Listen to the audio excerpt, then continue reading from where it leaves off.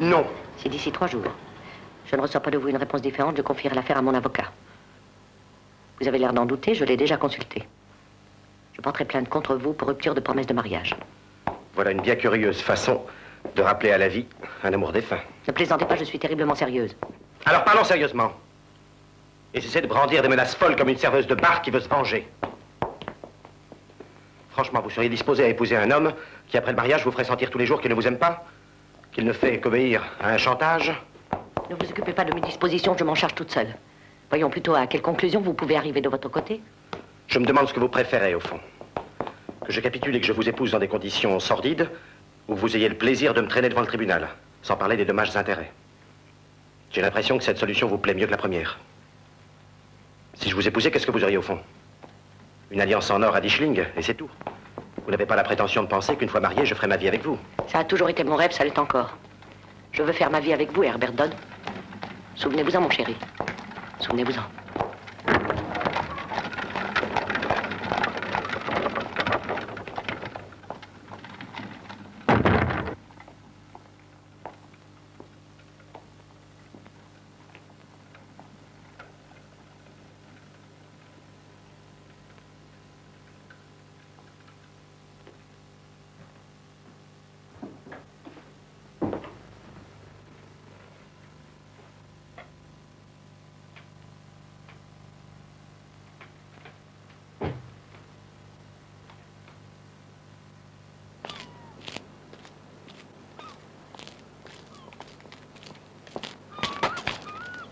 Cher Herbert, j'étais inquiète, j'ai cru que vous n'alliez pas venir. Oui, pardonnez-moi. Venez vite vous asseoir.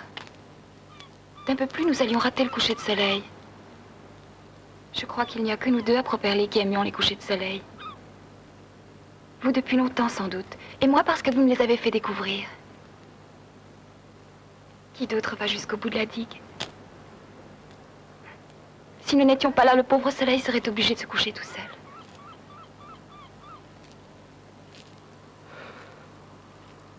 Oui, les choses que j'aime n'intéressent personne. Mes livres rares qu'aucun client n'achète, ou les couchers de soleil. J'ai envie de vous taquiner. Est-ce que vous avez déjà emmené ici d'autres femmes avant moi? Votre fiancée n'aimait pas les couchers de soleil? Oh, si vous saviez, Kate, elle se venge de la façon la plus vulgaire. La plus vulgaire. Elle va me poursuivre devant les tribunaux, je vais être écrasé. Êtes-vous sûr qu'elle en a le droit? Elle a consulté un avocat qui lui a confirmé que sa plainte est recevable.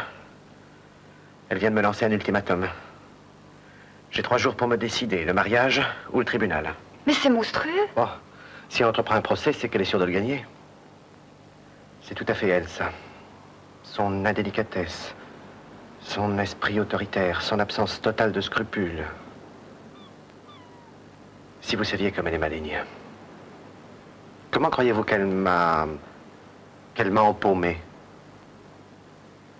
Je me le suis toujours demandé, car on ne peut pas dire qu'elle soit particulièrement séduisante.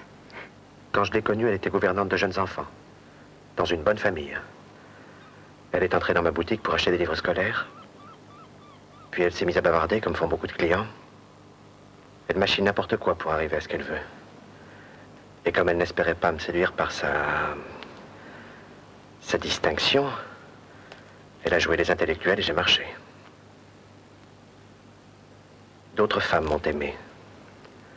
Mais je n'en ai connu aucune qui soit assez basse pour vouloir étaler dans un prétoire nos lettres d'amour, nos baisers en y mêlant des dommages d'intérêt. Vous savez comment ça se passe dans un tribunal? Avec l'impudeur des avocats, les rires du public. Lisez cette lettre, votre honneur, mon petit lapin chéri, voilà comment il commence. Rendez-le-moi, votre honneur, rendez-le-moi. Ou si vous ne pouvez l'obliger à revenir, cela vaut bien un dédommagement. Car il m'a brisé le cœur et il ne serait pas normal que je perde tout. Il a un petit commerce, des livres anciens, il peut payer. Voilà de quoi elle est capable. Comme je la hais. La seule chose que je comprenne chez cette femme, c'est son désir de s'annexer à un homme de votre qualité. Ils sont rares, vous savez. Une femme paierait n'importe quel prix pour vous avoir. C'est moi qui vais payer. Et plus que je ne pourrai. C'est un bien grand luxe pour un homme dans ma situation. Aimer Kate, ne plus l'aimer, lui résister aujourd'hui. Cela va entraîner ma ruine et des souffrances que j'imagine facilement. J'ai toujours été plus sensible que la plupart des gens. Je me laisse atteindre par des choses qui ne leur font ni chaud ni froid. En un sens, ça m'a appris à m'habituer à mes souffrances. À les aimer, presque. Puisqu'elle a consulté un avocat, je pense que de votre côté, vous allez en voir un pour savoir comment vous défendre. Toute résistance est inutile. Je n'ai pas plus de chance de lui échapper que le mouton qu'on mène dans l'arrière-cour du boucher. Vous pensez bien que je ne suis pas pour cette femme, mais peut-être serait-ce un moindre mal si vous l'épousiez. Vous ne savez pas ce qu'est la vraie pauvreté, moi si. Et je vous assure que ce n'est pas drôle. Vous connaissez mon père, il a toujours été incapable de gagner 4 sous. Il nous conduit de désastre en désastre. Je me demande comment nous avons fait pour survivre jusqu'ici. Cela tient du miracle. Bien ou mal, vous avez survécu. Tandis que moi, si l'on m'obligeait à conduire cette femme à l'hôtel, je ne pourrais plus vivre. Je crois que si l'on m'obligeait à rester avec elle, je mourrais.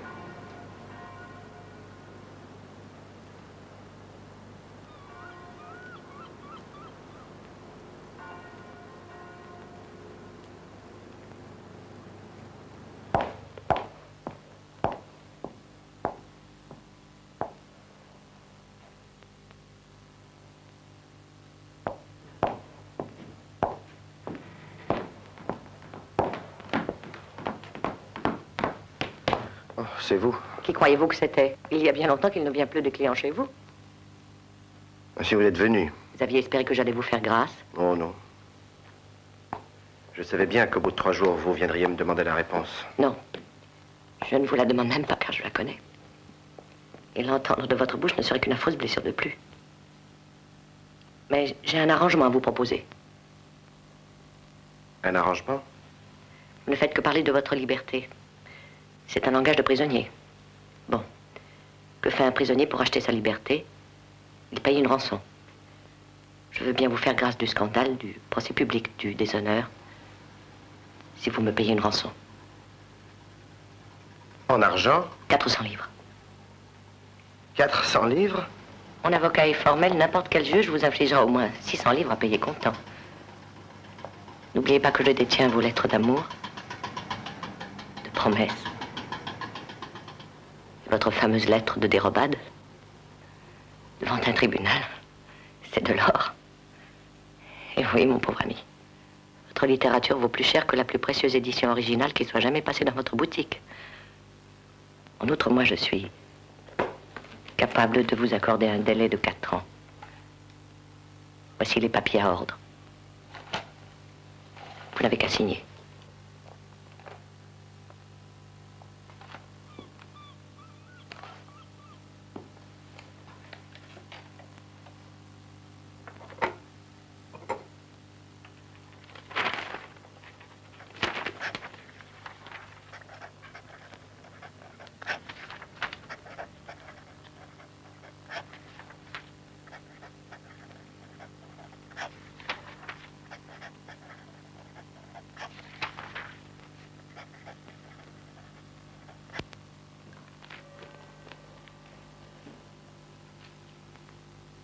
Jamais vous ne trouverez 400 livres. Même si vous deviez vous endetter pour la vie. Vous auriez pu y penser plus tôt. Eh bien, si cela vous gêne trop de trouver cet argent, vous saurez toujours me trouver, moi. Je vais quitter Popperley et m'installer à Londres. Mais mon homme de loi restera en rapport avec vous. Je préfère mourir de faim plutôt que... Vous êtes libre maintenant. Libre, oui. De venir m'asseoir tant que je le voudrais sur mon banc de la désolation. Sans autre souci que ma pauvreté et ma ruine. Je serai près de vous, mon chéri. Et si vous m'acceptez, nous pouvons encore être heureux. Vous m'avez appelé mon chéri? Je le peux puisque vous êtes libre. Délié de votre engagement par Kate elle-même.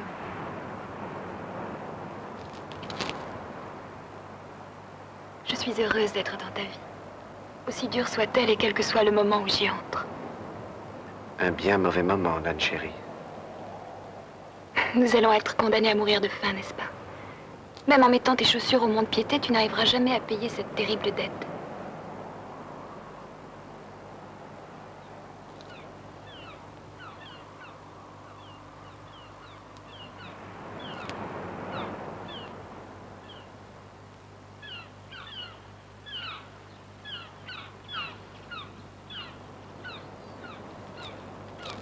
Que va-t-elle faire de tout l'argent qu'elle t'a soutiré? Oh, je sais pas. S'acheter quelques pauvres types, sans doute. Je vois déjà. Bill Frankel, par exemple. Il y a longtemps qu'il tourne autour d'elle. Je me demande même s'il n'y a pas déjà quelque chose entre eux. Et tu n'as rien fait? Tu n'en as pas profité pour te débarrasser d'elle? Je ne te comprends pas. Oh, je n'en étais pas sûr. Si tu avais été vraiment amoureux, tu aurais réagi de façon plus violente. Tu aurais été jaloux. Mais tu ne l'as jamais aimée. C'est elle qui s'est jetée sur toi, n'est-ce pas? Et tu as tout de suite vu ce qu'elle était en réalité. Tu l'avais démasquée avant même que je sois entrée dans ta vie. Oui. Oui, ça s'est passé comme tu le dis. Mais je vais t'avouer quelque chose qui te surprendra et que je commence seulement à comprendre aujourd'hui. J'ai toujours eu peur d'elle. D'une façon obscure, sans me l'avouer. Et c'est cette peur que j'ai prise un moment pour de l'amour.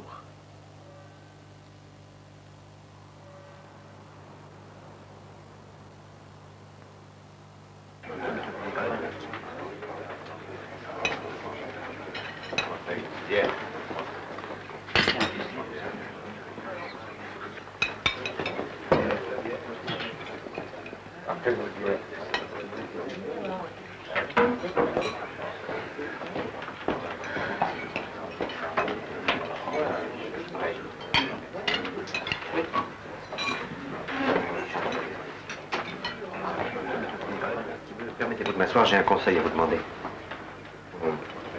J'aurais pu m'adresser à Maître Sharper, votre patron, mais comme c'est un peu délicat, et comme de dînons ici tous les soirs, depuis 5 ans, je vous considère un peu comme une relation. Je n'ose pas dire comme un ami. Me permettez-vous de vous offrir quelque chose? J'accepte très volontiers un tiers. J'ai cru observer que vous allumiez volontiers un cigare aussi. Hein? Martha? 2 Keres et des cigares, s'il vous plaît.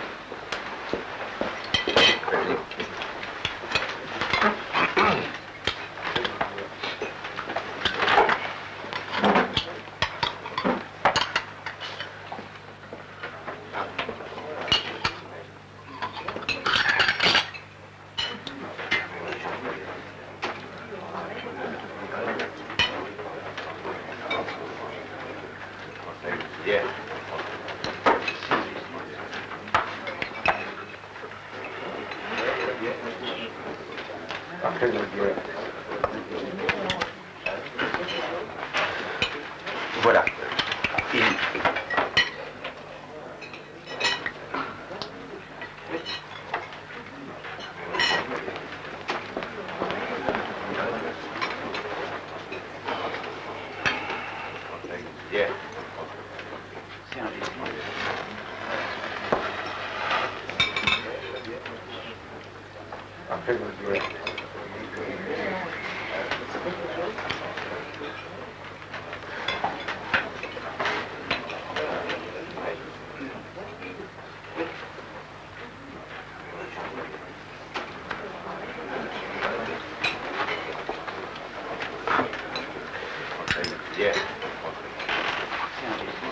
Alors, quel est votre problème? Voilà, je vais avoir besoin d'une grosse somme d'argent. Vous avez une bonne affaire en vue? Une propriété achetée? Non. Non, je vous dis la vérité, il s'agit d'une dette d'honneur. Ah, le jeu? Ah non, non. Non, disons une question familiale. Hein. Et combien? 400 livres. Vous voyez grand? Oui, je sais que ce sera dur, mais j'ai un fonds de commerce et la petite maison qui va avec. On doit pouvoir emprunter là-dessus. Je voudrais que vous m'expliquiez. Je suis très ignorant. Et vous avez des titres à vendre, des bijoux à donner en gage? Oh non, non, j'ai rien du tout. Non, à qui doit-on s'adresser pour emprunter de l'argent? Procédons par ordre. Il y a d'abord la banque. Oui. Vous êtes un trop petit client, elle ne vous prêtera rien. Ah bon? En second lieu, le notaire. Je connais bien Maître Charpet, mon patron, et je connais votre boutique et votre maison. Il prendra une hypothèque sur la boutique pour 70 livres et sur la maison pour 80 livres environ, à 12%. C'est tout. En cherchant bien, il pourra peut-être trouver parmi ses clients quelqu'un qui acceptera de prendre une seconde hypothèque sur le tout pour 75 livres, à 18%, naturellement. Oui, ça fait déjà près de la moitié, ça. Après? Après, il n'y a pas grand-chose. Oh. Barnett, l'usurier? Oui. Tel que je le connais, il vous prêtera bien 40 ou 45 livres, moyennant un nantissement et un intérêt de 30%. Et il ne vous ratera pas si vous oubliez une échéance. Les autres non plus, d'ailleurs. Oui, mais... on est loin du compte. Après... Ah, cette fois, c'est tout. Alors, je suis un homme perdu. Vous ne serez pas le premier. 75, 50, 55, 125, 45, 80, ça fait 225. J'y arriverai jamais. Mon chéri, cette fois-ci, c'est la catastrophe pour moi aussi. L'agence immobilière de mon père est fermée, son associé est parti avec la caisse. Il ne nous reste plus rien. Qu'allez-vous faire? Je ne sais pas. Quitter la ville, sans doute. C'est affreux. Tu sais que je n'ai rien, que je suis étranglé par les dettes, mais je ne supporterai pas de te perdre. Alors, si tu veux, nous pourrons nous marier. Oh, Herbert, même si nous n'avons plus un sou, je serais heureuse de porter une alliance et de partager ta maison. Et peut-être aussi d'avoir des enfants. J'ai déjà envoyé 150 livres à Kate Cockham. Et je suis en négociation pour un nouveau prêt. Je m'étonne que tu n'aies pas consulté un avocat de ton côté avant de décider que tu n'avais aucune chance de t'en tirer. Peut-être ton avocat aurait-il été d'un autre avis. Je dis seulement peut-être.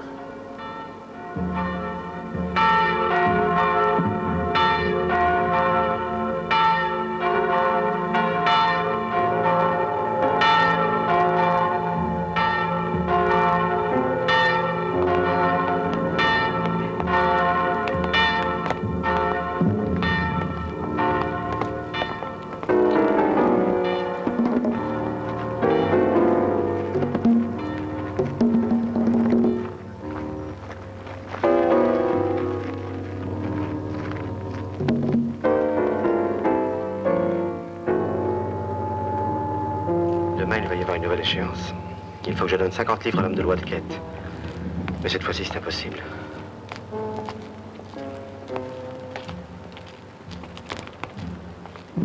Tant pis, je ne paierai pas, on verra bien ce qui arrivera.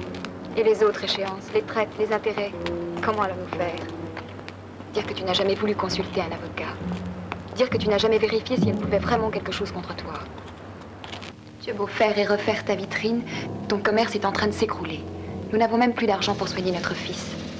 Au lieu d'attendre passivement en jouant à ranger ses vieux bouquins, tu ferais mieux de tout bazarder. Cela rembourserait au moins les hypothèques et tu pourrais prendre un vrai métier qui nous fasse vivre. Mais j'aime ma boutique et mes livres. Si je devais tout perdre...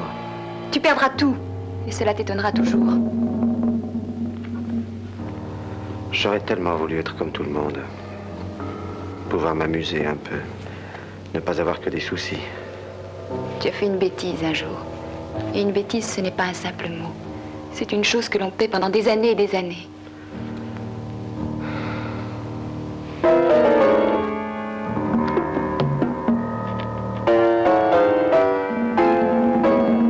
Herbert!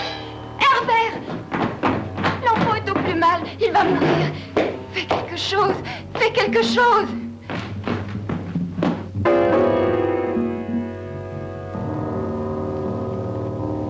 C'est notre misère qui l'a tué. Il ne serait pas mort si tu ne t'étais pas laissé écraser par cette tête, sans même essayer de te défendre, sans même prendre l'avis d'un avocat. Tout ça parce que tu avais peur de cette femme.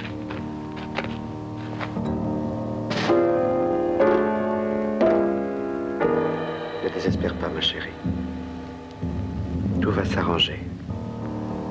Comment peux-tu dire un mensonge aussi énorme? Je ne mens pas. Depuis que je ne peux plus payer Kate Cockham et que je laisse sans réponse les lettres de menaces de son homme d'affaires, il m'est rien arrivé. J'ai même renvoyé sa dernière lettre sans l'ouvrir. Si j'avais su, j'aurais fait ça plus tôt. Nous n'en serions peut-être pas là. Il est trop tard. Tu ne t'en sortiras jamais. Je ne parle même pas de notre enfant et de moi que tu as détruit. Tu te figures que tu affrontes le désastre avec courage, mais ce que tu prends pour du courage n'est que de la lâcheté. Si seulement tu avais osé consulter un avocat.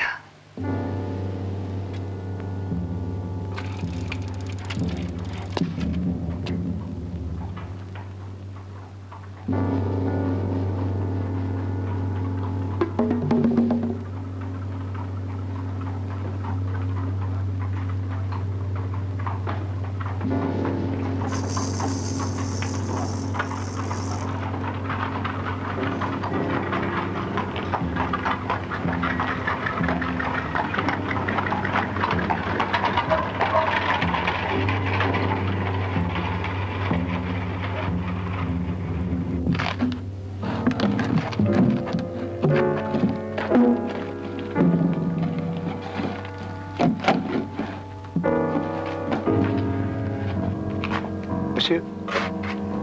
Monsieur. Excusez-moi. Je crois que vous oubliez notre gratification.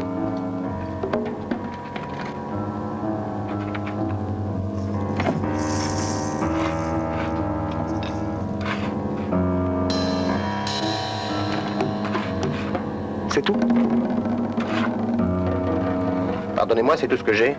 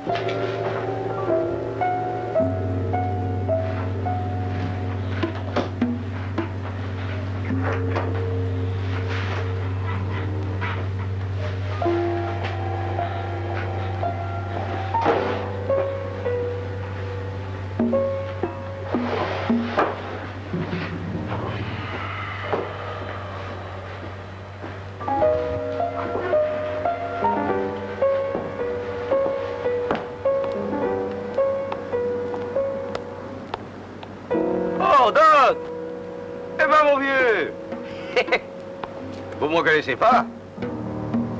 Bill Frankel. Si je vous reconnais. Eh bien, si je m'attendais à vous revoir à Properley. Oh, vous savez, je vais, je viens. Les temps sont durs. Faut courir beaucoup pour trouver 4 sous. Et vous? Toujours dans la librairie? Non. Vous devez le savoir. À propos, mon vieux, vous n'auriez pas 10 shillings à me prêter? Moi qui croyais que c'était avec vous que quelque cas m'avait refait sa vie.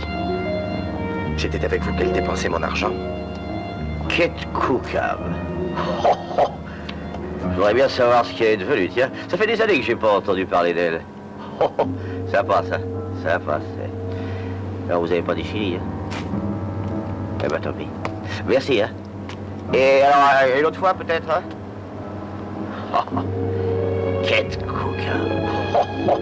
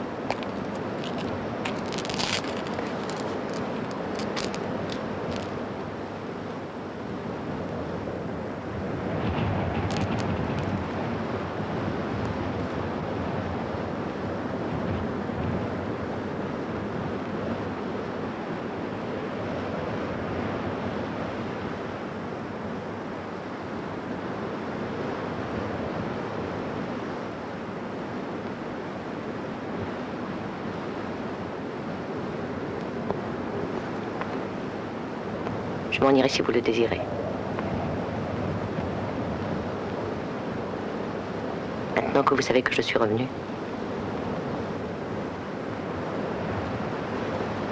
j'avais peur de vous rencontrer par hasard. Je voulais vous écrire, mais vous auriez pu refuser de me voir, alors comme on m'a dit que vous veniez toujours ici.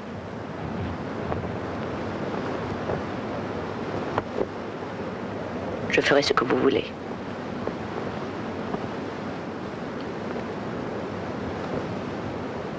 Mais si vous me renvoyez, j'aimerais que vous me permettiez de revenir un autre jour. Je suis venue de Londres exprès.